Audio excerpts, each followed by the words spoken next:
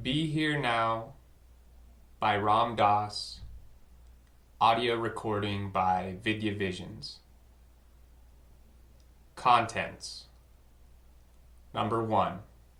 Journey. The Transformation. Dr. Richard Alpert, PhD, into Baba Ram Dass.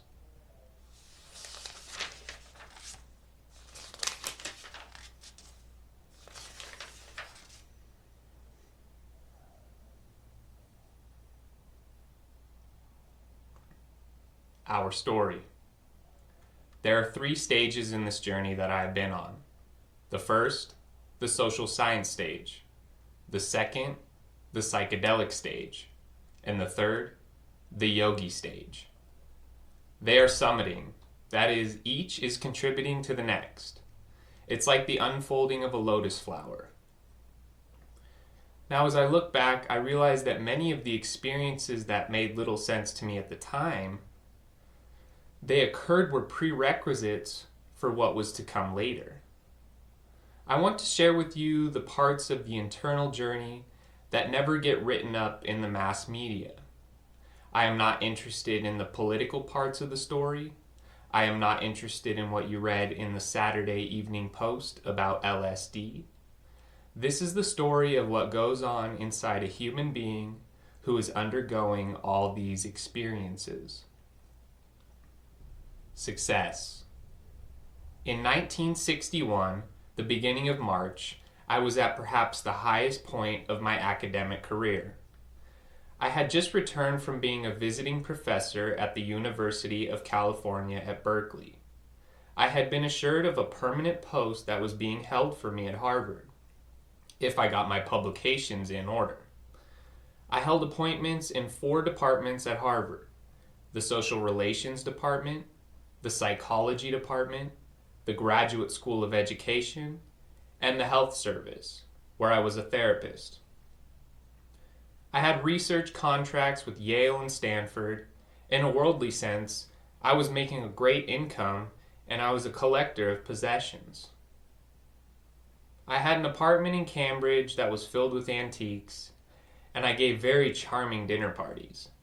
I had a Mercedes-Benz sedan and a Triumph 500cc motorcycle, and a Cessna 172 airplane, and an MG sports car, a sailboat, and a bicycle. I vacationed in the Caribbean where I did scuba diving. I was living the way a successful bachelor is supposed to live in the American world, of he who makes it. I wasn't a genuine scholar, but I had gone through the whole academic trip. I had gotten my PhD, I was writing books, I had research contracts, I taught courses in human motivation, Freudian theory, child development, but what all this boils down to is that I was really a very good game player. My lecture notes were the ideas of other men, subtly presented, and my research was all within the zeitgeist, all that which one was supposed to research about. In 1955, I had started doing therapy, and my first therapy patient had turned me on to pot. I had not smoked regularly after that, but only sporadically, and I was still quite a heavy drinker. But this first patient had friends, and they had friends, and all of them became my patients. I became a hip therapist for the hip community at Stanford. When I'd go to parties, they'd say, "Here comes the shrink." And I would sit in the corner looking superior. In addition, I had spent 5 years in psychoanalysis at a cool investment of something like $26,000. Before March 1st was the day I took psilocybin, one of the psychedelics.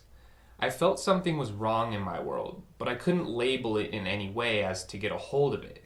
I felt that the theories I was teaching in psychology didn't make it, that the psychologists didn't really have a grasp of the human condition, and that the theories I was teaching, which were theories of achievement and anxiety and defense mechanisms and so on, weren't getting to the crux of the matter. My colleagues and I were 9-to-5 psychologists. We came to work every day and we did our psychology, just like you would go do insurance or auto mechanics. And then at 5 we went home and were just as neurotic as we were the day before we went to work. Somehow it seemed to me if all of this theory were right, it should play more intimately into my own life. I understood the requirement of being objective for a scientist, but this is a most naive concept in social sciences as we are finding out. And whatever the psychoanalysis did, and it did many things I'm sure, I still was as neurotic at the end of those 5 years of psychoanalysis. Even my therapist thought so, because when I stopped analysis to go to Harvard, he said, "You are too sick to leave analysis." Those were his final words. But because I had been trained in Freudian theory, I knew his game well enough to enjoy this terribly sophisticated, competitive relationship with my analyst. And I would say to him, "Well, in Freud's 1906 paper, don't you recall he said this? And when I'm saying this, you should be interpreting, for this I was paying 20 an hour." Something was wrong. And that something was that I just didn't know. Though I kept feeling all along the way that somebody else must know, even though I didn't. The nature of life was a mystery to me. All the stuff I was teaching was just like little molecular bits of stuff, but they didn't add up to a feeling anything like wisdom. I was just getting more and more knowledgeable, and I was getting very good at bouncing 3 knowledge balls at once. I could sit in a doctoral exam, ask very sophisticated questions, and look terribly wise. It was a hustle. Dissatisfaction. Now, my predicament as a social scientist was that I was not basically a scholar. I came out of a Jewish, anxiety-ridden, high-achieving tradition. Though I had been through 5 years of psychoanalysis, still, every time I lectured, I would get extraordinary diarrhea and tension. Lecturing 5 days a week made it quite a complex problem to keep my stomach operating. But whatever my motivations, they drove me so hard that despite the fact that I was a very mediocre student, in fact, I could never get into Harvard no matter how hard I tried, even using all my father's political influence. I finally found myself on the faculty of the good universities. I could study 10 hours and prepare a really good lecture on Freud or human motivation, but it was all as if it were behind a wall. It was theoretical. I theorized this or that. I espoused these ideas, these intellectual concepts, quite apart from my own experimental base. Although I could bring all these kinds of emotional zeal to bear of my presentation, there was a lack of validity in my guts about what I was doing. And to my suppressed dismay, I found that this stance was considered acceptable by most of the colleagues who seemed, in their attempt to become scientific, to think of personality in terms of variables. Children were nothing but ambulatory variables, and no matter how hard we tried, by the time we got to the legitimacy of highly operational defined variables, it had lost its gut feeling. So the concepts we were working with were intellectual fun and games, but they weren't affecting my life.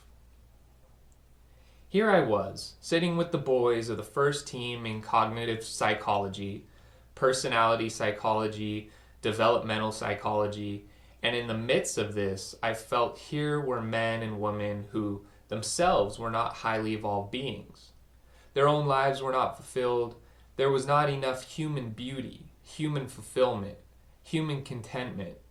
I worked hard and the keys to the kingdom were handed to me. I was being promised all of it. I had felt that I had got into whatever the inner circle meant. I could be the program chairman for Division 7 of the APA, and I could be on government committees and have grants and travel about and sit on doctorate committees, but there was still that horrible awareness that I didn't know something or other which made it all fall together. and there was a slight panic in me that I was going to spend the next 40 years not knowing, and that apparently that was par for the course. And in off hours, we played Go or poker and cracked old jokes. The whole thing was too empty. It was not honest enough. And there was some point as a professor at Stanford and Harvard when I experienced being caught in some kind of meaningless game in which the students were exquisite at playing the role of students and the faculty were exquisite at playing the role of faculty. I would get up and say what I had read in books, and they'd all write it down and give it back as answers on exams, but nothing was happening. I felt as if I were in a soundproof room. Not enough was happening that mattered, that was real. And as a therapist, I felt caught in the drama of my own theories. The research data showed that Rogerian patients ended up saying positive statements, and Freudian patients ended up talking about their mother because of subtle reinforcement clues. It was so obvious. I would sit in with my little notebook, and when the person would start talking about his mother, I'd make a note about it. And it didn't take long for the patient to realize he got his pellet every time he said certain things. And pretty soon he would be Freudianized. In the face of this feeling of malaise, I ate more, collected more possessions, collected more appointments and positions and status, more sexual and alcoholic orgies, and more wildness in my life. Every time I went to a family gathering, I was the boy who made it. I was a professor at Harvard, and everybody stood around in awe, listening to my every word. And all I felt was that horror that I knew inside that I didn't know. Of course, it was all such a beautiful, gentle horror because there was so much reward involved. I had an empire in a palace called Center for Research in Personality, a corner office in a building I'd helped design, with 2 secretaries and many graduate and undergraduate research assistants. I had done all this in about 3 years. I was really driven, until you know a good Jewish, middle class, upwardly mobile, anxiety-ridden, neurotic, you haven't met a real achiever.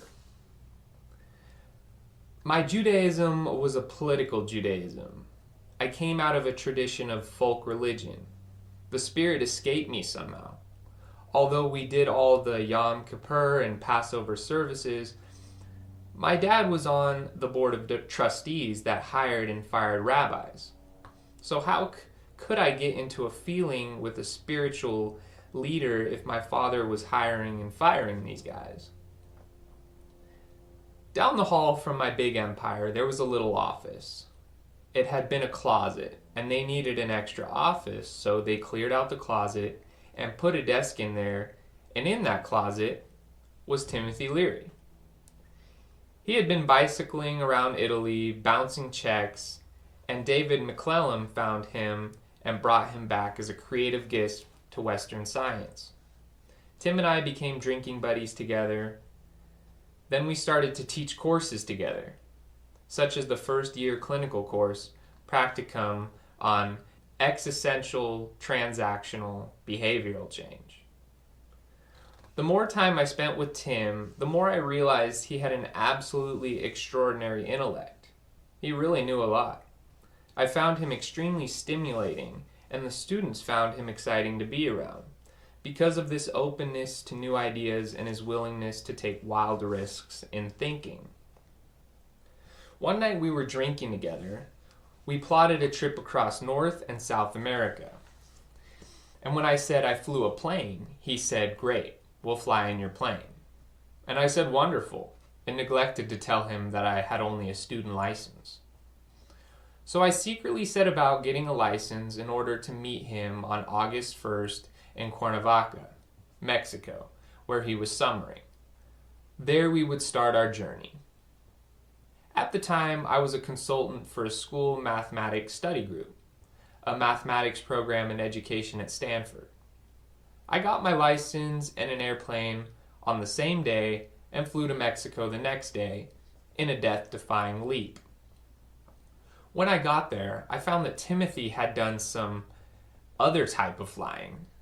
Just about the week before, Frank Barron, who was a psychologist at Cal, an old friend of Tim's, had introduced him to an anthropologist in Mexico, and they had come to know about the Tianactl, the flesh of the gods, the magic mushrooms of Mexico, which one obtained from Crazy Juana, a woman up in the mountains who ate the mushrooms all the time.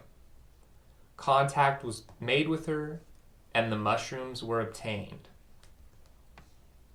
Tim had eaten 9 of these mushrooms, so many male and so many female mushrooms, with a group of others around a swimming pool, and had had a profound experience.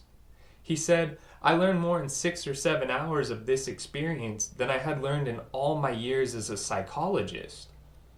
That is a strong statement. When I arrived in Cuernavaca, the mushrooms were all gone, and so was the zeal to go on a trip across South America. Because what was the sense in doing external journeying when obviously what Timothy had been looking for was inside his own head? So I hung out in Tepetlan with David McClellan and his family, and in Cuernavaca with Tim and his entourage, and then flew back to the United States with Tim, Jackie, and his son, and an iguana. I went to be a visiting professor at Cal, and Tim went back to Harvard. And by the time I got back, Timothy had a large psychedelic project going. He had consulted with Aldous Huxley, who was then visiting at MIT, and Aldous and Tim and a number of undergraduate students had contacted Sandoz, who produced a synthetic of the magic mushroom called psilocybin. And they had gotten a test batch of this and were busy taking it and administering it. When I got back into Cambridge this spring, I was invited to share in this bounty. Turning on.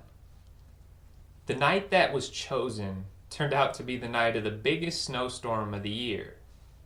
And it was to be at Tim's home in Newton, a few blocks from the home of my parents, where I had been visiting for dinner.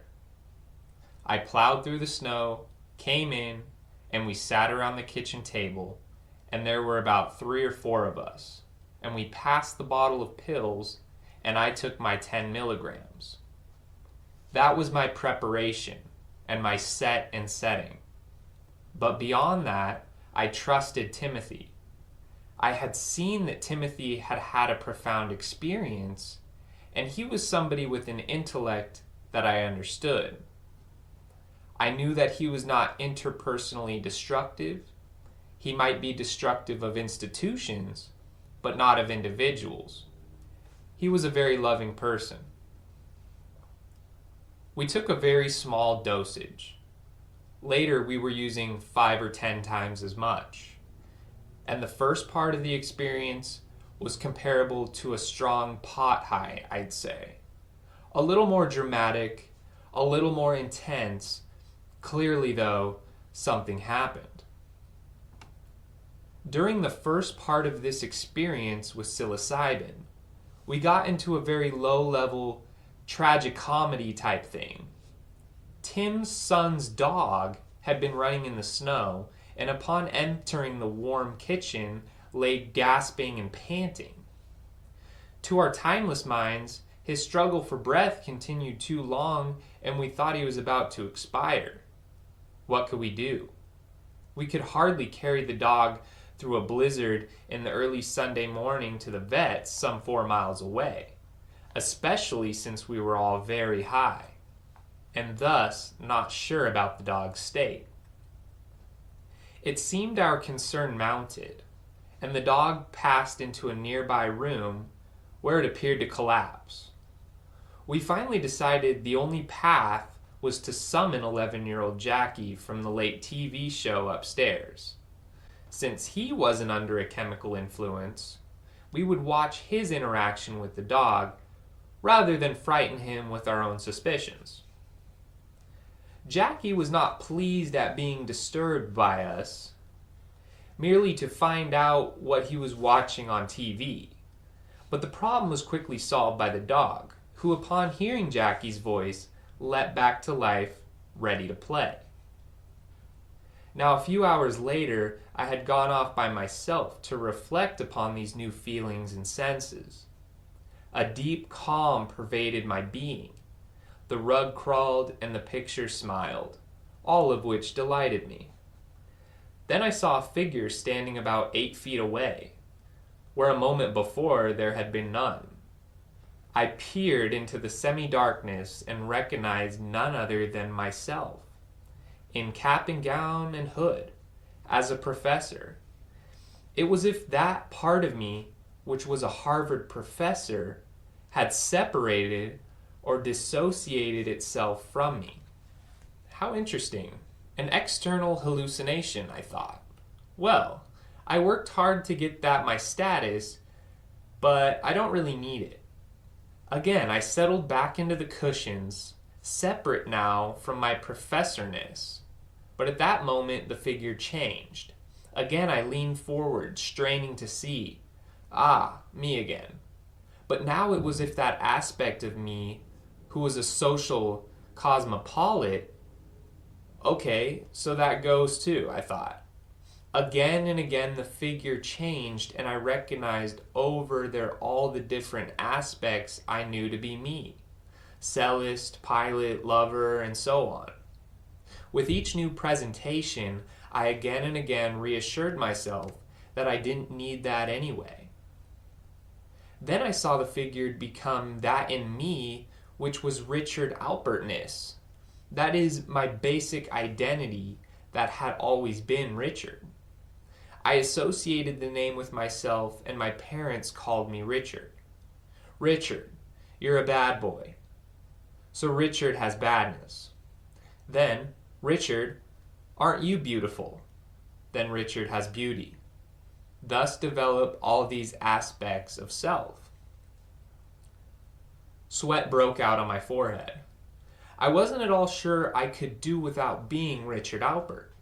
Did that mean I'd have amnesia?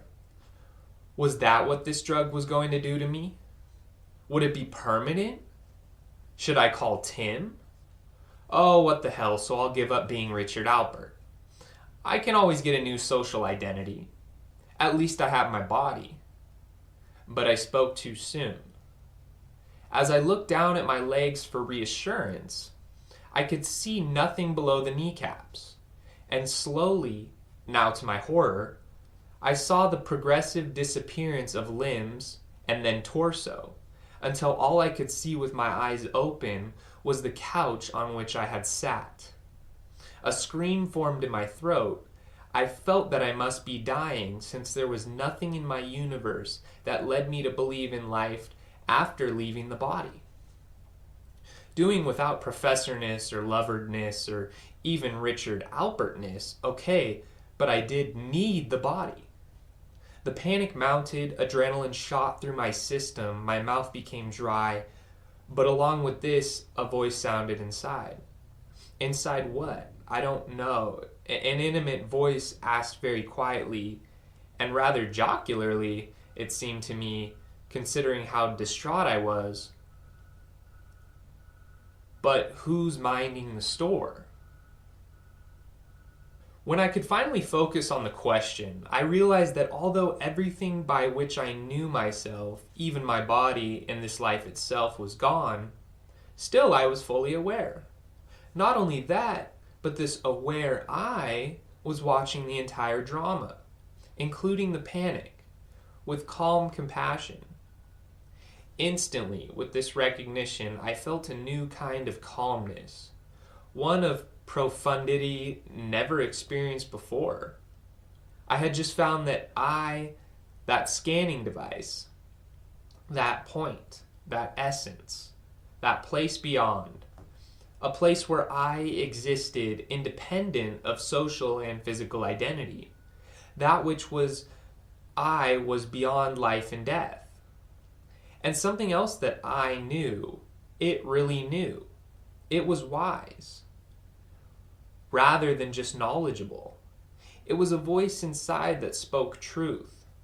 I recognized it, was one with it, and felt as if my entire life of looking to the outside world for reassurance, David Reisman's other directed being, was over.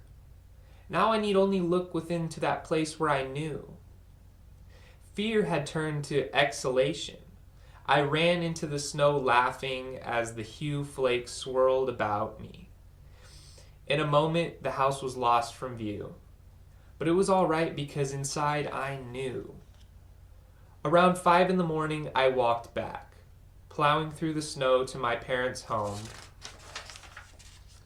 And I thought, wouldn't it be nice? I'll shovel the walk. Young tribal buck shovels the walk. So I started to shovel the walk, and my parents' faces appeared at the upstairs window. Come to bed, you idiot. Nobody shovels snow at 5 a.m. And then I looked up at them, and I heard the external voice I had been listening to for 30 years, and inside me something said, it's all right to shovel snow, and it's all right to be happy. And I looked up at them, and I laughed, and did a jig, and went back to shoveling snow. And they closed the windows, and then I looked up, and inside they were smiling too. That was my first experience of giving a contact high. But also, you can see in that moment, in the early morning, the seeds of the breakaway. The seeds of the ability to be able to confront and even disagree with an existing institution and know and trust that inside place that says it's all right. It's something I could have never done without anxiety until that moment, until that day. Now I thought at the moment, wow, I've got it made. I'm just a new, beautiful being. I'm always just an inner self. All I'll ever need to do is look inside and I'll know what to do. And I can always trust it. And I'll be here forever. But 2 or 3 days later, and I was talking about the whole thing in past tense. I was talking about how I experienced this thing because I was back being the anxiety neurotic in a slightly milder form. But still, my old personality was sneaking back up on me. Well, the next day I had to give my lecture in Social Relations 143, Human Motivation. And it presented me with a bit of a problem because I couldn't find anywhere in the psychology teachings anything about what had happened to me the night before. Now, what we did at first at Harvard was to tell all our colleagues about this extraordinary thing that was happening to us, and they all shared our delight, as scientists do when a fellow scientist discovers a new avenue into the unknown. And so the first week they listened with delight, and then at the end of the first week we all went back into our experimental cell, the living room by the fire, and opened the bottle again and took some more psilocybin to chart this course further. And the next week we shared a deeper experience, and we came back and spoke to our colleagues. Now they couldn't quite hear us as well. It wasn't that they were changing, it was that we were. We were developing a language among ourselves. If Admiral Byrd and an exploratory party are going deeper and deeper into the polar regions, the things they think about and are concerned about and are interested in become less and less relevant to someone living in New York City. This was our situation. We had the choice along the way of stopping to bring everybody else along or going on. But these experiences quickly became indescribable. I'd get to a point with my colleagues when I couldn't explain any further, because it came down to him who has the experience, no explanation is necessary. To him who has not, none is possible. And when we would feel this frustration, when they'd say, it sounds very interesting, and we'd say, in order to know, you got to try it. And they'd say, no, that isn't scientific. It isn't appropriate to test your own product. You do it first on animals, and then on graduate students. So then the next week, we'd sit around on Saturday night and say, what should we do? And we all knew what we were going to do, and we would turn on. We were exploring this inner realm of consciousness that we had been theorizing about all these years, and suddenly we were traveling in and through and around it. At the same time, of course, by the second week, it was as though we had just been traveling in Tibet, and now back in the school's lunchroom. Who do we hang out with? We hang out with the guy with whom we went to Tibet, because we shared this very powerful experience. Pretty soon there were 5 or 6 of us, and we were hanging out together, and our colleagues said, aha, a cult is forming, which was true for us. A cult is a shared system of belief. As to how to work with this stuff, Tim said, we don't know what this is about yet, and there are many models, but it would be best to not impose a model too soon, because a model that exists in the West for these states is pathological, and the model that exists in the primitive cultures is mystical and religious, and it's better we keep wide open. So we did what would be called a naturalistic study. We gave the psilocybin to maybe 200 people who are physically healthy enough, and we said, you take it under any conditions you want, and all you've got to do is answer the questionnaire at the end. So we'll know what happened. You do it however you want to. So we gave it to jazz musicians and physicists and philosophers, ministers, junkies, graduate students, and social scientists. At the end, we had these 200 protocols, and the first analysis we did showed up very clearly that the reactions were a function of set and setting, a function of their expectations of what was going to happen, and the environment in which they took the drug. If they had it in a very paranoid environment and they were expecting to have excitement, they tended to have paranoid excitement. All it did was intensify one's expectations. However, the data also showed something else. Out of these first few hundred, you could see that there was some kind of a stepladder of experience. There was a kind of probabilistic hierarchy of experience, so that the most likely experience everybody had was a heightened sensitivity to all of their 5 senses, and speeding up of the thought process. Then the next type of experience that people would frequently report was an interpersonal shift of figure and ground, where they would look at another person and see the way in which the other person was similar, rather than different from themselves. And it was if the whole Western mind training of individual differences had been made background instead of figure, so that you'd look at another human being and say, here we are. You'd see differences more as clothing, rather than as core stuff. This was a profound perceptual experience for many people. For example, we had a Negro psychiatrist, Madison Presnell, working with us, and I had been trained to be a very liberal person about Negros, which meant that you didn't have feelings. It was a phony kind of liberal thing. I went out of my way to be liberal, you know? That very self-conscious kind of equality. And Madison and I turned on together, and I looked at Madison, and there we were, the same human beings. It was just that he was wearing that skin, and I was wearing this skin. And it was no more or less than that. It was that shirt and this shirt, and it had no more relevance than that. And I looked at that, and suddenly there we were. Whereas before I had been so busy with my super liberal reaction to color of skin that I couldn't relax enough to share this unitive place. Then there was still a less frequent type of experience reported, a oneness, in which subjects would say, I remember being in a dark room with another person, and one of us spoke, and one of us said, "Who spoke? You or me?" And it wasn't clear whose mouth the words came. And then there was a still less frequent experience where one looked at somebody and he started to see the other person as a cellular structure or patterns of energy rather than as a person. And finally, a few subjects, maybe 3% or something like that, transcended all form and saw just pure energy, a homogeneous field.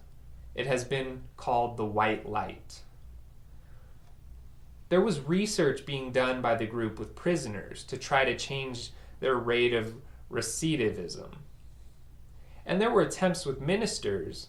A study was run by Walter Pankth and a group of the Research Committee on Good Friday in Boston University Chapel with 20 ministers, advanced minister training students. 10 received psilocybin and 10 a placebo. It was a double-blind study on Good Friday in a chapel. It was absurd, because a double-blind study was absurd. Everybody knew something was happening. It was as if you were proving the obvious. Somebody who had taken the placebo, which made their skin crawl, reacted by saying, "Well, maybe something's happening." And then another minister would stagger into the room and say, "I see God, I see God." And it was all too obvious in a short time who had had the psilocybin. Now, my own experiences were horrible and beautiful. I kept working in different environments and settings, and whenever anybody that I trusted brought along some new chemical, I would open my mouth and off I'd go. I was interested in doing this exploring. For example, at one point I had been in the meditation room in the community house we had in Newton, and I was for 4 hours in a state of total homogeneous light, bliss. And then I recall starting to come down, and this huge red wave rolled in across the room. It looked like a cross between a William Blake, that picture of the wave sketch, and a Hieronymus Bosch painting. And it was all my identities, all rolling in over me. I remember holding up my hand and saying, no, I don't want to go back. It was like this heavy burden I was going to take on myself. And I realized I didn't have the key. I didn't know the magic words like abracadabra or hocus pocus or whatever it was that was going to stop that wave. And it rolled in over me, and then, oh, here I am again. Richard Alpert. What a drag. Coming down. In these few years, we had gotten over the feeling that one experience was going to make you enlightened forever. We saw that it wasn't going to be that simple. And for 5 years, I dealt with the matter of coming down. The coming down matter is what led me to the next chapter of this drama. Because after 6 years, I realized that no matter how ingenious my experimental designs were and how high I got, I came down. At one point, I took 5 people and we locked ourselves in a building for 3 weeks, and we took 400 micrograms of LSD every 4 hours.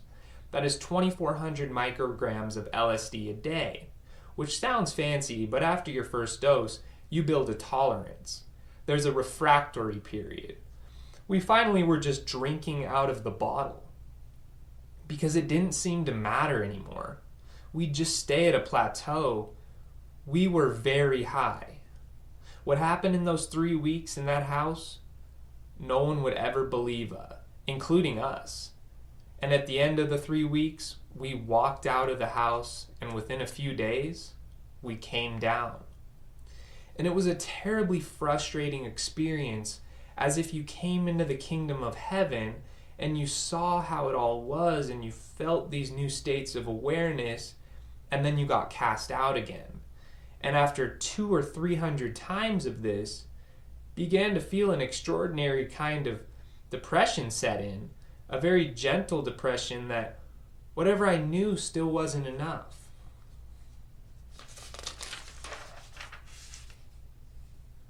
Environmental changes. Now, at the same moment, there were obvious changes going on, because that checking back over and over again to the inner place inside myself made me less and less attached to reassurance from the environment that I was all right. So I remember the moment when I was thrown out of Harvard. There was a press conference, and all the reporters looked at me as if I was a prize fighter who had just lost a major fight and was headed for oblivion. That kind of look you have for losers, real losers. And they stood there looking at me that way. Everybody was looking at me that way. And inside I felt, what I am doing is all right. Everybody, parents, colleagues, public, saw it as a horrible thing. I thought inside, I must really be crazy now, because craziness is where everybody agrees about something except you. And yet I felt saner than I had ever felt. So I knew this was a new kind of craziness, or perhaps a new kind of saneness. But the thing was, I always seemed to be able to skirt the line, to keep it together. I didn't ever do anything quite crazy enough. I was the guy that people would come to and say, look, would you calm Tim Leary? He's too far out. If you'll calm him and protect him and so on. And I'd say, I'll help him with pleasure because he's that great a being. And I'd help raise money and run the kitchen and clean the house and raise the children. Well, we realized that what we needed to do was to create certain kinds of environments which would allow a person, after being into another state of consciousness, to retain a kind of environmental support for new ways of looking at himself. After all, if you see yourself as God, and then you come back from that state and somebody says, hey, Sam, empty the garbage, it catches you back into the model of, I'm Sam who empties the garbage. You can't maintain these new kinds of structures. It takes a while to realize that God can empty garbage. Now in 1962 or 3, Tim and Ralph Metzner, with him, and I was just given author's credit because I took care of the kitchen, had come across the Tibetan Book of the Dead, which was a very close description of a number of these experiences.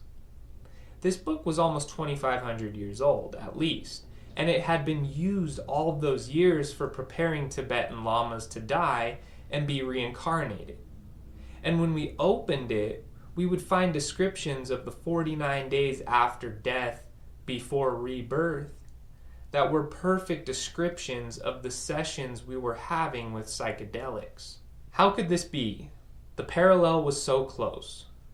Tim rewrote the book as a manual called The Psychedelic Experience, a manual for psychological death and rebirth, arguing that this was really a metaphor about psychological death and rebirth and not necessarily physical death and reincarnation.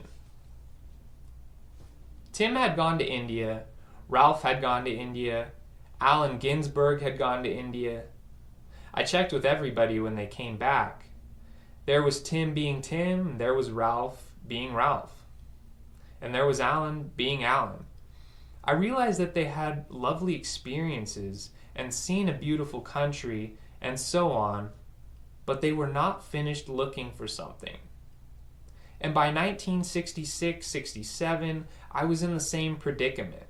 I was aware that I didn't know enough to maintain these states of consciousness, and I was aware that nobody else around me seemed to know enough either.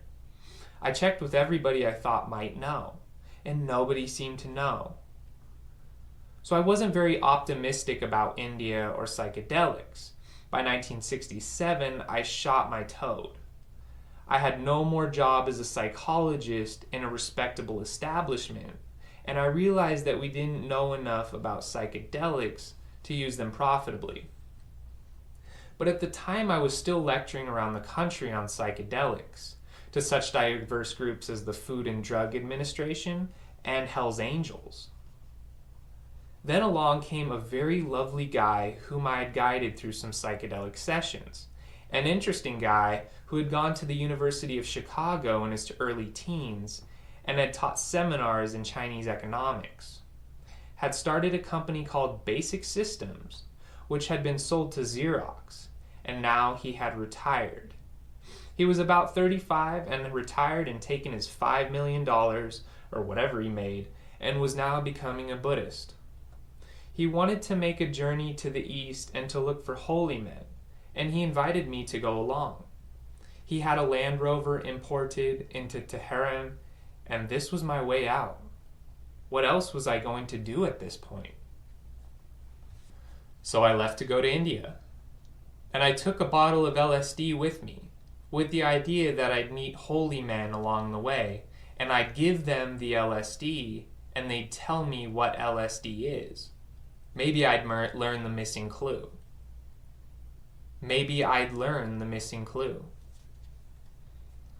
We started out from Tehran, and for the next 3 months we had lovely guides and a most beautiful time, and we scored great hashish in Afghanistan, and then at the end of the 3 months I had seen the inside of the Land Rover.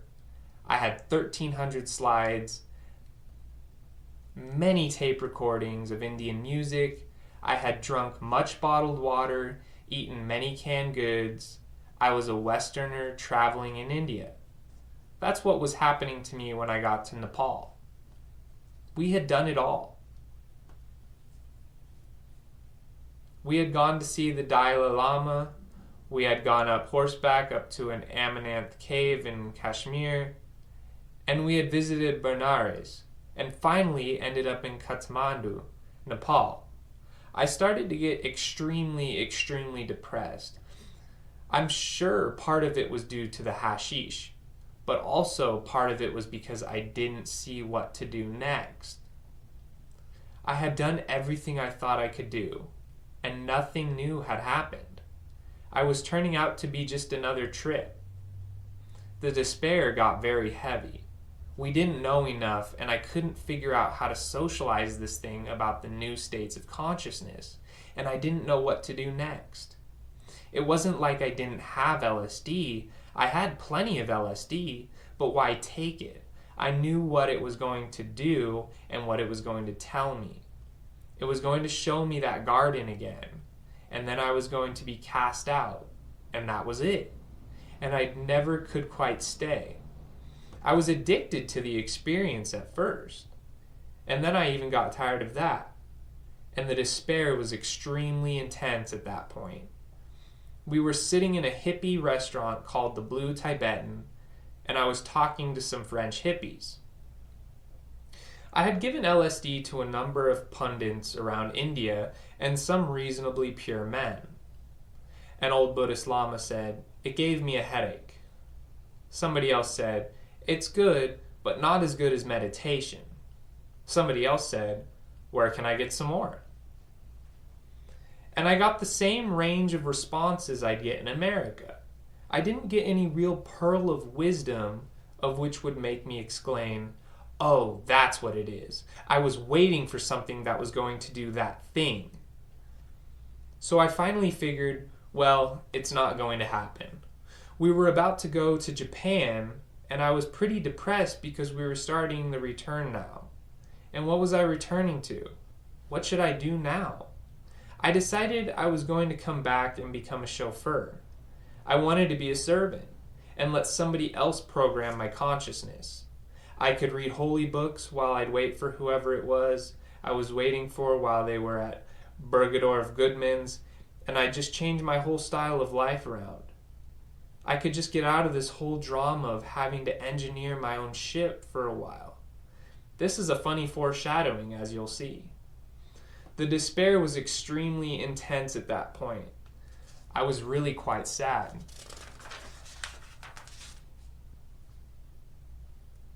Bhagawan Das. I was in the Blue Tibetan with my friend and these other people, and in walked this very extraordinary guy. At least extraordinary with regard to his height. He was 6'7", and he had long blonde hair and a long blonde beard. He was a Westerner, an American, and he was wearing holy clothes, a dhoti, a cloth Indian men wear instead of pants, and so on. And when he entered, he came directly over to our table and sat down.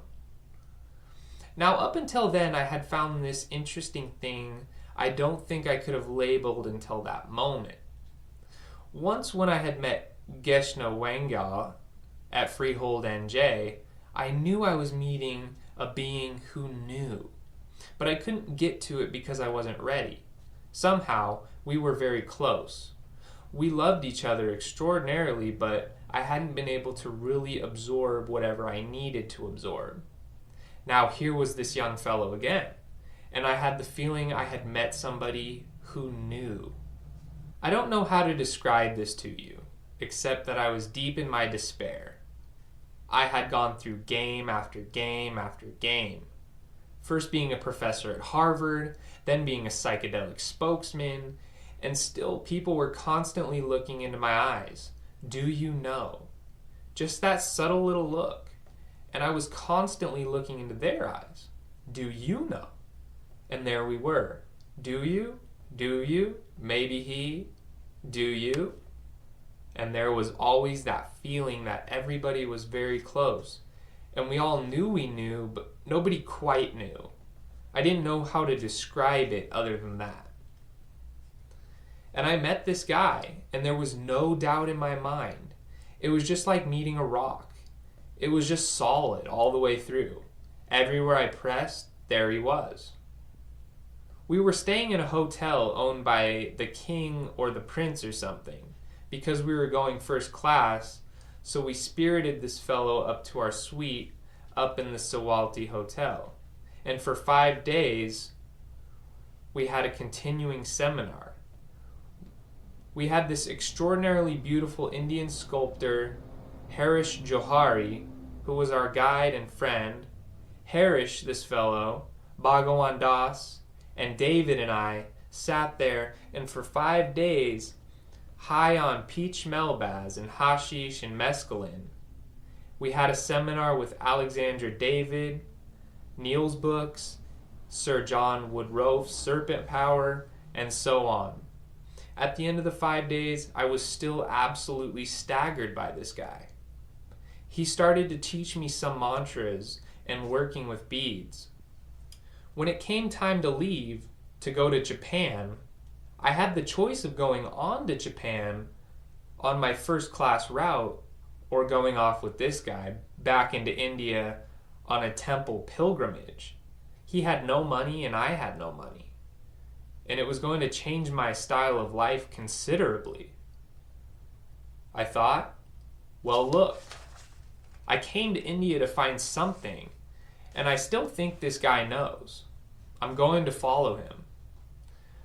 But there was also this counter thought. How absurd. Who's writing this bizarre script? Here I am. I've come halfway around the world, and I'm going to follow through India, a 23-year-old guy from Laguna Beach, California. I said to Harish and David, do you think I'm making a mistake? And Harish said, no.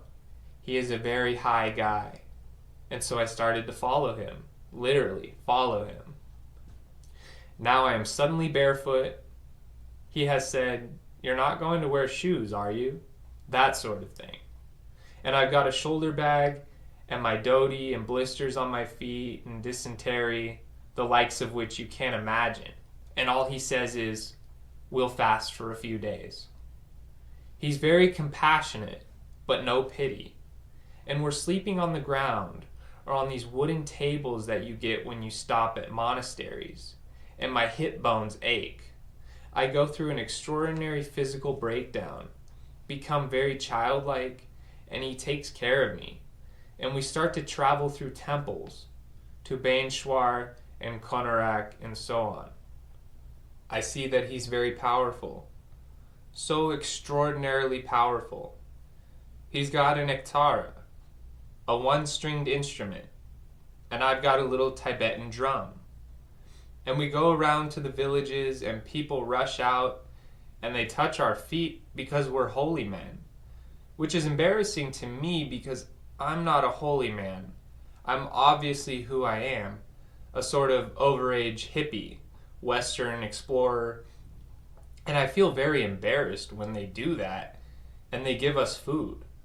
And he plays and sings, and the Hindu people love him and revere him, and he's giving away all my money. But I'm clinging tight to my passport and my return ticket to America, and a traveler's check that I'll need to get me to Delhi. Those things I'm going to hold on to, and my bottle of LSD, in case I should find something interesting. And during these travels, he's starting to train me in a most interesting way. We'd be sitting somewhere and I'd say, "Did I ever tell you about the time that Tim and I..." And he'd say, "Don't think about the past. Just be here now." Silence. And I'd say, "How long do you think we're going to be on this trip?" And he'd say, "Don't think about the future. Just be here now." I'd say, I feel really crummy. My hips are hurting. Emotions are like waves. Watch them disappear in the distance on the vast, calm ocean. He had just sort of wiped out the whole game. That was it. That was my whole trip. Emotions and past experiences. And future plans. I was, after all, a great storyteller. So we were silent. There was nothing to say. He'd say, "You eat this," or "Now you sleep here." And all the rest of the time we sang our holy songs, and that was all there was to do. Or he would teach me asanas, hatha yoga postures, but there was no conversation. I didn't know anything about his life. He didn't know anything about my life. He wasn't the least bit interested in all of the extraordinary dramas that I had collected. He was the first person I couldn't seduce into being interested in all of this. He just didn't care. And yet, I never felt so profound an intimacy with another being. It was as if he were inside my heart. And what started to blow my mind was that everywhere we went, he was at home. If we went to a Theravada Buddhist monastery, he would be welcomed, and suddenly we would be called Dharmasara, a southern Buddhist name. And some piece of clothing he wore, I suddenly saw was also worn by all the other monks. And I realized that he was an initiate in that scene, and that they'd welcome him, and he'd be in the inner temple, and he knew all the chants, and he was doing them. We'd come across Shavadis, followers of Shiva, or some of the Swamis, and I suddenly realized that he was one of them. On his forehead would be the appropriate tilak, or mark, and he would be doing their chanting. We'd meet Karupa lamas from Tibet, and they would all welcome him as a brother. He knew all their stuff. He had been in India for 5 years, and he was so high that everybody just welcomed him, feeling he's obviously one of us. I couldn't figure out what his scene was. All I personally felt was this tremendous pull towards Buddhism, because Hinduism always seemed a little gauche. The paintings were a little too gross. The colors were bizarre, and the whole thing was too melodramatic and too much emotion. I was pulling toward that clean, crystal clear simplicity of the Southern Buddhists or the Zen Buddhists. After about 3 months, I had a visa problem and we went to Delhi, and I was still quite unsure of my new role as a holy man. And so when I got to Delhi, I took $4 out of my little traveler's check and bought a pair of pants and a shirt and tie, and took my horn-rimmed glasses out of my shoulder bag and stuck them on, and I became again Dr. Richard Alpert to go to the visa office. Dr. Alpert, who had a grant from the Folk Art Museum of New Mexico for collecting musical instruments, and I did my whole thing. I kept my beads in my pocket because I didn't feel valid in this other role. And then the minute I got my visa fixed, he had to have his annual visa worked over. And he had to go to a town nearby, which we went to. And we were welcomed at this big estate and given a holy man's house and food brought to us. And he said, "You sit here. I'm going to see about my visa." He told me just what to do. I was just like a baby. Eat this, sit there, do this. And I just gave up. He knew. Do you know? I'll follow you. He spoke Hindi fluently. My Hindi was very faltering, so he could handle it all. We had spent a few weeks in a Chinese Buddhist monastery in Sarnath, which was extraordinarily powerful and beautiful, and something was happening to me, but I couldn't grasp the total nature of it all. There was a strange thing about him. At night, he didn't seem to sleep like I did. That is, anytime I'd wake up at night, I'd look over and he'd be sitting in the lotus position. And sometimes I'd make believe I was asleep and then open sort of half an eye to see if he wasn't cheating. Maybe he was sleeping. But he was always in the lotus posture. Sometimes I'd see him lie down, but I would say that 80% of the time when I'd be sleeping heavily, he would be sitting there in some other state, which he'd never described to me. But he was not in personal contact. I mean, there was no wave or moving around, or nothing seemed to happen to him. That night at the estate, I went out. I had to go to the bathroom, and I went out under the stars, and the following event happened. The previous January 20th, at Boston in the Peter Bent Brigham Hotel, my mother had died of a spleen illness. The bone marrow stopped producing blood, and the spleen took over and grew very large, and they removed it, and then she died. It had been a long illness, and I had been with her through the week prior to her death, and through it we had become extremely close. We had transcended mother, child, and personalities, and we had come into true contact. I spent days in the hospital just meditating, and I felt no loss when she died. Instead, there was a tremendous continuing contact with her. And in fact, when I had been in Nepal, I had had a vision of her one night when I was going to bed. I saw her up on the ceiling, and I was wondering whether to go to India or go on to Japan. And she had a look that was the look of, "You damn fool. You're always getting into hot water. But go ahead, and I think that's great." She looked peeved, pleased, and it was like there were two beings in my mother. She was a middle-class woman from Boston who wanted me to be absolutely responsible in the most cultural accepted fashion. And then there was this swinger underneath, this spiritual being underneath who said, "Go, baby." And I felt these two beings in that look which supported my going back into India. This night, I'm under the stars, and I hadn't thought about her at all since that time. I'm under the stars urinating, and I look up, and the stars are very close because it's very dark, and I suddenly experience a presence of Mother, and I'm thinking about her, not about how she died or anything about that.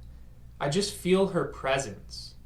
It's very, very powerful, and I feel great love for her. And then I go back to bed. Of course, Bhagawan Das is not the least interested in any of my life, so he'd be the last person I'd talk to about my thoughts or visions. The next morning he says, "We've got to go to the mountains. I've got a visa problem. We've got to go see my guru."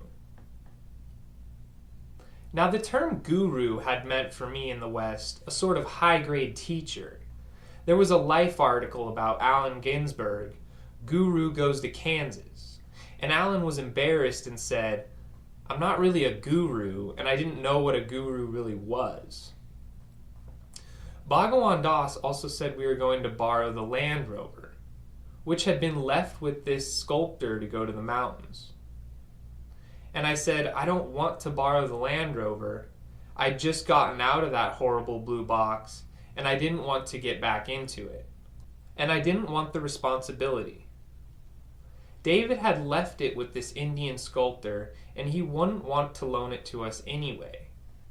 I got very sulky. I didn't want to go see a guru. And suddenly I wanted to go back to America, in the worst way.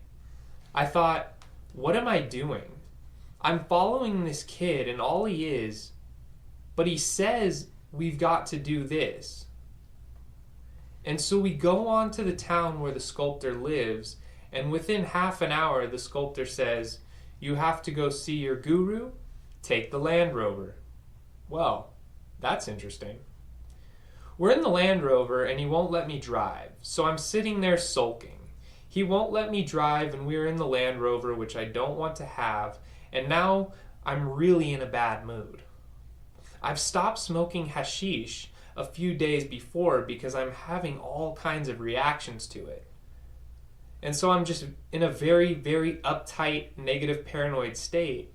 And all I want to do is go back to America.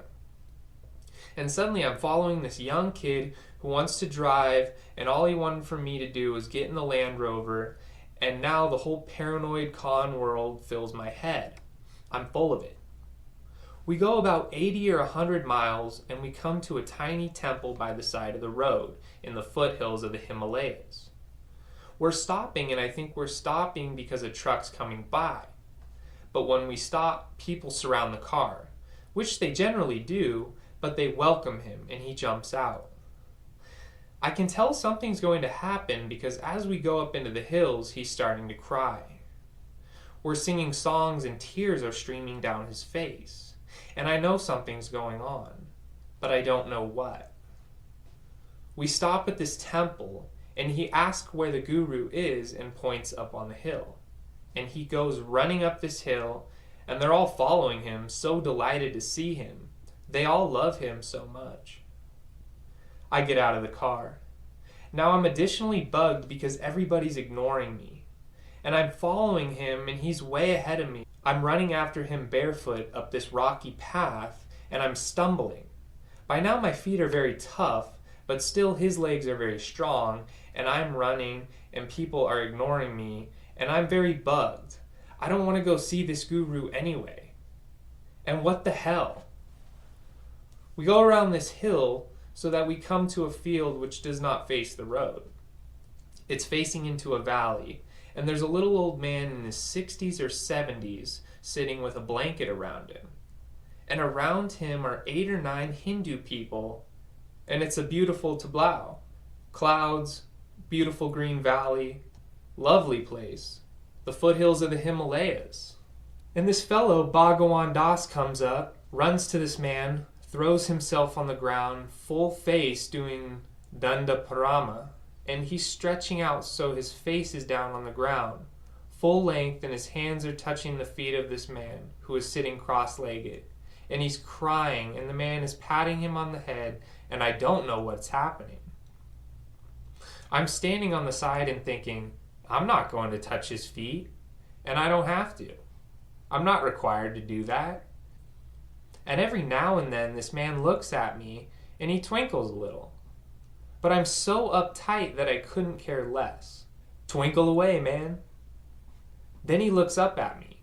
He speaks in Hindi, of which I understand maybe half. But there is a fellow who's translating all the time. He hangs out with him. And the guru says to Bhagwan Das, "You have a picture of me?" Bhagwan Das nods. "Yes." "Give it to him," says the man, pointing at me. That's very nice, I think, giving me a picture of himself, and I smile and nod appreciatively. But I'm still not going to touch his feet. Then he says, "You came in a big car?" Of course, that's the one thing I'm really uptight about. "Yeah." So he looks at me and smiles and says, "You give it to me?" I started to say, "What?" And Bhagawan Das looks up. He's lying there and he says, "Maharaji," meaning great king. "If you want it, you can have it. It's yours." And I said, "Now, no, wait a minute. You can't give away David's car like that. That isn't our car." And this old man is laughing. In fact, everyone is laughing, except me. Then he says, "You made much money in America?" Ah, at last, he's feeding my ego, I think. So I flicked through all my years as a professor and years as a smuggler and all my different dramas in my mind, and I said, "Yeah." "How much you make?" "Well," I said, "at one time," and I sort of upped the figure a bit, my ego, 25,000. So they all converted that into rupees, which was practically half the economic base of India, and everybody was terribly awed by this figure, which was complete bragging on my part. It was phony. I never made 25,000. And he laughed again and said, "You'll buy a car like that for me?" And I remember what went through my mind. I had come out of a family of fundraisers for the United Jewish Appeal, Brand A's, and Einstein Medical School, and I had never seen hustling like this. He doesn't even know my name, and already he wants a $7,000 vehicle. And I said, "Well, maybe." The whole thing was freaking me out so much. And he said, "Take them away and give them food." So we were taken and given food, magnificent food. We were together still, and the sadhus brought us beautiful food, and then we were told to rest. Sometime later, we were back with Maharaji, and he said to me, "Come here, sit." So I sat down, and he looked at me, and he said,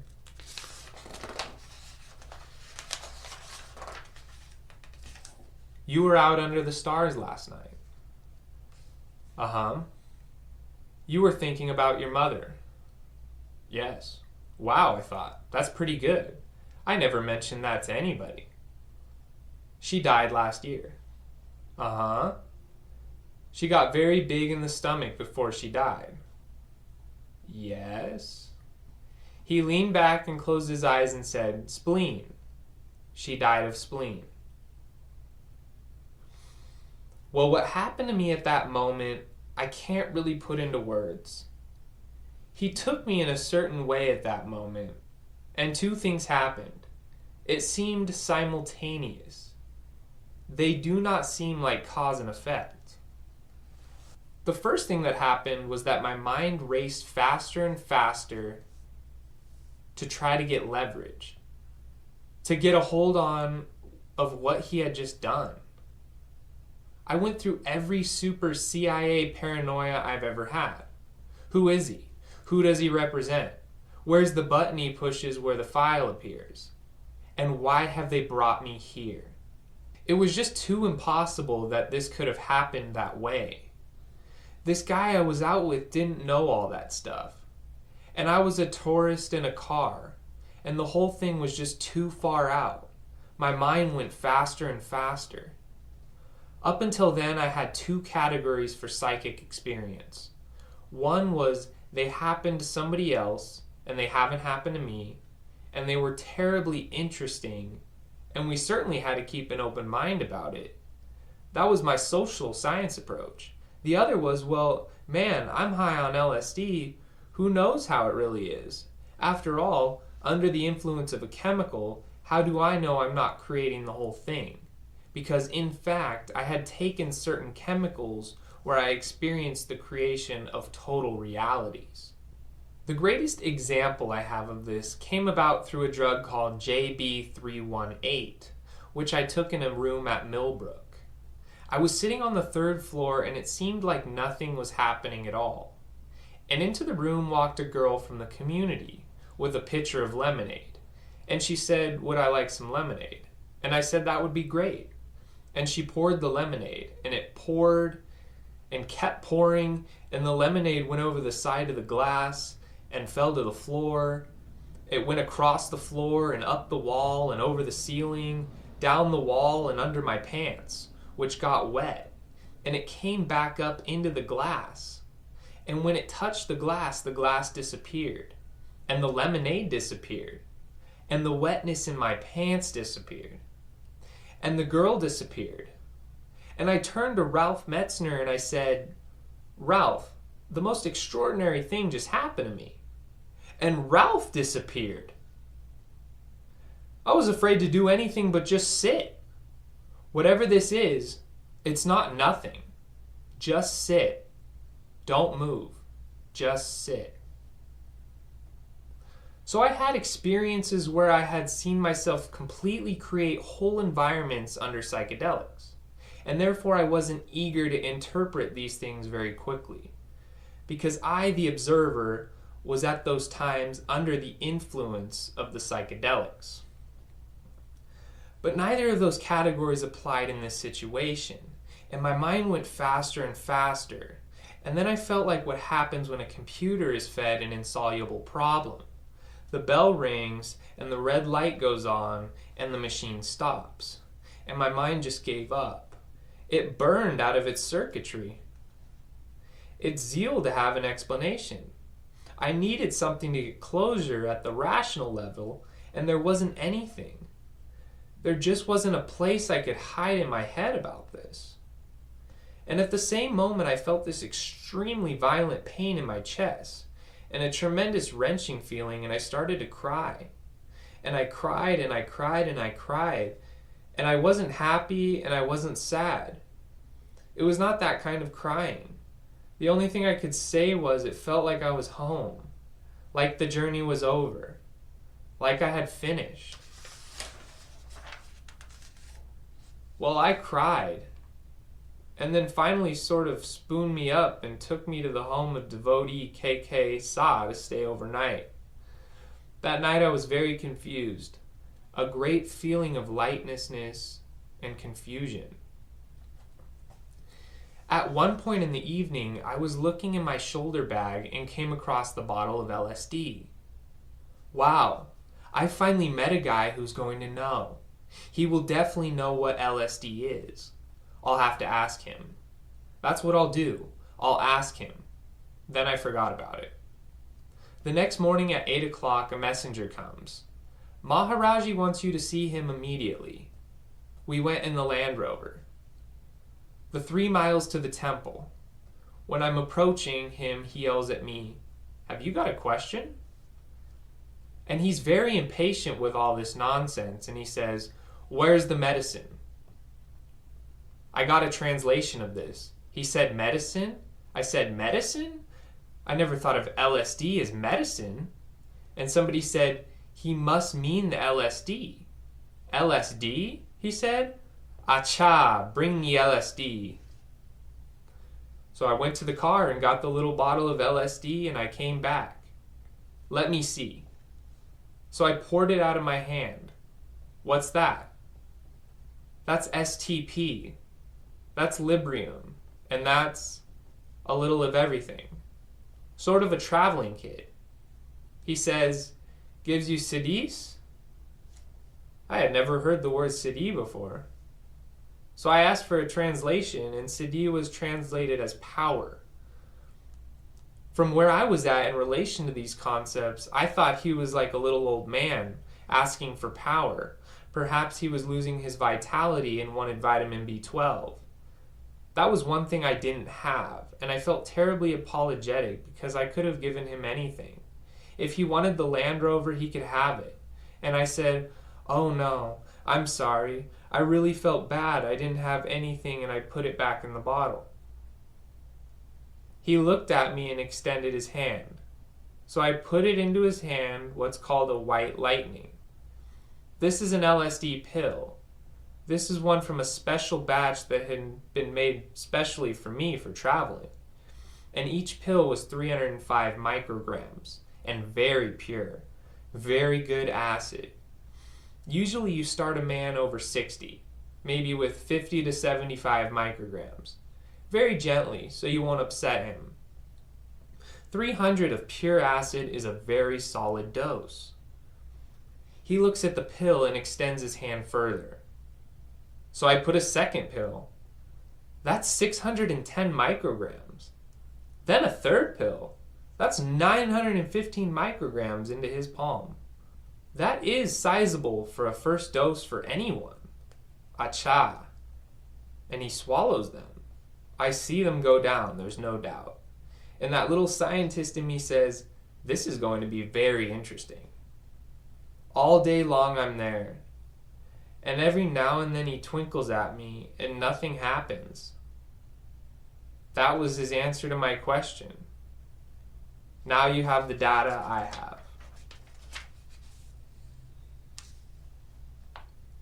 I was taken back to the temple. It was interesting. At no time was I asked, do you want to stay? Do you want to study? Everything was understood. There were no contracts, there were no promises, there were no vows. There was nothing. The next day, Maharaji instructed them to take me out and buy me clothes. They gave me a room. Nobody ever asked for a nickel. Nobody ever asked me to spread the word. Nobody ever did anything. There was no commitment whatsoever required. It was all done internally. This guru, Maharaji, has only his blanket. You see, he's in a place called Sahaji Samadhi, and he's not identified with this world as most of us identify with it. If you didn't watch him, he'd just disappear altogether into the jungle or leave his body. But his devotees are always protecting him and watching him so they can keep him around. They've got an entourage around him, and people come and bring gifts to the holy man because that's part of the way in which you gain merit in India. And money piles up, and so they build temples or they build schools. He will walk to a place, and there will be a saint who has lived in that place or caved, and he'll say, there will be a temple here. And then they will build a temple. And they do all this around Maharaji. He appears to do nothing. As an example of Maharaji's style, I was once going through my address book and came to Lama Govinda's name. He wrote Foundations of Tibetan Mysticism and Way of the White Cloud.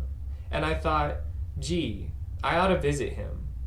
I'm here in the Himalayas, and it wouldn't be a long trip, and I could go and pay my respects. I must do that sometime before I leave.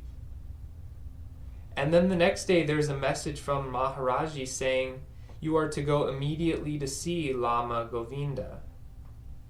Another time I had to go to Delhi to work on my visa, and I took a bus. This was the first time after 4 months that they let me out alone. They were so protective of me. I didn't know what they were afraid of would happen to me, but they were always sending somebody with me. They weren't giving me my elopement privileges, as they say in mental hospitals. But they allowed me to go to Delhi, and I took a 12-hour bus trip. I went to Delhi, and I was so high. I went through Connaught Place, and I went through that barefoot, silent with my chalkboard. I was silent all the time. At American Express, writing my words, it was so high that not at one moment was there even a qualm or a doubt. So after a long day of doing my dramas with the health department and so on, it came time for lunch. And I had been on this very fierce, austere diet, and I had lost 60 pounds. I was feeling great, very light, and very beautiful. But there was enough orality still left in me to want to have a feast. I'll have a vegetarian feast, I thought. So I went to a fancy vegetarian restaurant, and I got a table over in the corner, and I ordered their special deluxe vegetarian meal. From nuts to nuts, and I had the whole thing. And the last thing they served me was vegetarian ice cream with 2 English biscuits stuck into it. And those biscuits, the sweet thing has always been a big part of my life, but I knew somehow maybe I shouldn't be eating those. They're so far out from my diet. It's not vegetables, it's not rice. And so I was almost secretly eating the cookies in this dark corner. I was feeling very guilty about eating these cookies, but nobody was watching me. And then I went to a Buddhist monastery for a night, and the next day took the bus back up to the mountain. 2 days later, we heard Maharaji was back. He had been up in the mountains in another little village. He travels around a lot, moves from place to place. I hadn't seen him in about a month and a half. I didn't see much of him at all. We all went rushing to see Maharaji, and I got a bag of oranges to bring to him. And I came and took one look at him, and the oranges went flying, and I started to cry and fell down, and they were patting me. Maharaji was eating oranges as fast as he could, manifesting through eating food the process of taking on the karma of someone else. Women bring him food all day long. He just opens his mouth and they feed him, and he's taking on karma that way. And he ate 8 oranges right before my eyes. I had never seen anything like that. And the principal of the school was feeding me oranges, and I was crying. And the whole thing was very mandolin. And he pulls me by the hair, and I look up, and he says to me, "How did you like the biscuits?" I'd be at my temple, and I'd think about arranging for a beautiful lama in America to get some money, or something like that. Then I'd go to bed and pull the covers over my head, and perhaps have a very worldly thought. I would think about what I'd do with all my powers when I got them, perhaps a sexual thought. Then when next I saw Maharaji, he would tell me something like, "You want to give money to a lama in America." And I'd feel like I was such a beautiful guy. Then suddenly I'd be horrified with the realization that if he knew about that thought, he must know about that one too. Oh, and that one too. Then I'd look at the ground, and when I'd finally steal a glance at him, he'd be looking at me with such total love. Now the impact of these experiences was very profound. As they say in the Sikh religion, once you realize God knows everything, you're free. I had been through many years of psychoanalysis, and still I had managed to keep private places in my head. I wouldn't say they were big, labeled categories, but they were certain attitudes or feelings that were still very private. And suddenly I realized that he knew everything that was going on in my head, all the time, and he still loved me, because who we are is behind all that. I said to Haridas Baba, my teacher at the time, "Why is it that Maharaji never tells me the bad things I think?" And he says, "It does not help your sadhana, your spiritual work. He knows it all, but he just does the things that help you." The sculptor had said he loved Maharaji so much, we should keep the Land Rover up there. The Land Rover was just sitting around, and so Maharaji got the Land Rover after all, for that time. And then one day, I was told we were going on an outing up in the Himalayas for the day. This was very exciting because I had never left my room in the temple. Now in the temple, or around Maharaji, there were 8 or 9 people. Bhagawan Das and I were the only Westerners. In fact, at no time that I was there did I see any other Westerners. This is clearly not a Western scene. And in fact, I was specifically told that when returning to the United States, that I was not to mention Maharaji's name or where he was, or anything. The few people that have slipped by this net and figured out from clues in my speech and their knowledge of India where he was and have gone to see him were thrown out immediately. Very summarily dismissed, which is very strange. All I can do is pass that information on to you. I think that the message is that you don't need to go anywhere else to find what you are seeking. So there were 8 or 9 people, and whenever there was a scene, I walked last. I was the lowest man on the totem pole. They all loved me and honored me, and I was the novice, like in a karate or judo class, where you stand at the back until you learn more. I was always in the back, and they were always teaching me. So we went in the Land Rover. Maharaji was up in the front, Bhagwan Das was driving. Bhagwan Das turned out to be very high in the scene. He was very, very highly thought of and honored. He had started playing the sitar. He was a fantastic musician, and the Hindu people loved him. He would do bhajan, holy music, so high they would go out on it. So Bhagwan Das was driving, and I was way in the back of the Land Rover camper with the women and some luggage. And we went up into the hills and came to a place where we stopped and were given apples in an orchard, and we looked at a beautiful view. We stayed about 10 minutes, and then Maharaji says, "We've got to go on." We got in the car, went further up the hill, and came to a forestry camp. Some of his devotees are people in the forestry department, so they make this available to him. So we got to this place, and there was a building waiting and a caretaker. "Oh, Maharaji, you've graced us with your presence." He went inside with the man that was there to take care of him or be with him all the time, and we all sat on the lawn. After a little while, a message came out. "Maharaji wants to see you." And I got up and went in and sat down in front of him. He looked at me and said, "You make many people laugh in America?" I said, "Yes, I like to do that." "Good. You like to feed children?" "Yes, for sure." "Good." He asked a few more questions like that, which seemed to be nice questions, but then he smiled and reached forward and tapped me right on the forehead, just 3 times. That's all. Then the other fellow came along and lifted me and walked me out the door. I was completely confused. I didn't know what had happened to me, why he had done it, what it was about. When I walked out, the people out in the yard said that I looked as if I were in a very high state. They said tears were streaming down my face, but all I felt inside was confusion.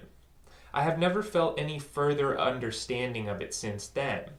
I don't know what it was all about. It was not an idle movement, because the minute that was over, we all got back into the car and went home. I passed that on to you. You know now what I know about that. Just an interesting thing. I don't know what it means yet. Hari Das Baba was my teacher. I was taught by this man with a chalkboard in the most terse way possible. I would get up early, take my bath in the river or out of a pail with a lota, a bowl. I would go in and do my breathing